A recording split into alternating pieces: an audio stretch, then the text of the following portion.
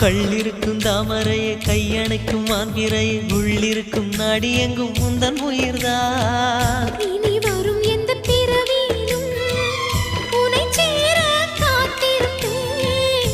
விழி மூடும் இமை போல விலகாமல் வாழ்ந்திருப்பேன். உன்னைப் போல தெய்வமில்ல, உள்ளம் போல கோயில் இல்ல. தினந்தோறும் அர்ச்சனைதான், எனக்கு வேறு வேலை இல்ல.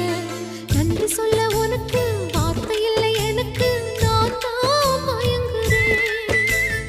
என்னுடைய மனச தந்துவிட்ட பிறகும் ஏம்மா கலங்குற?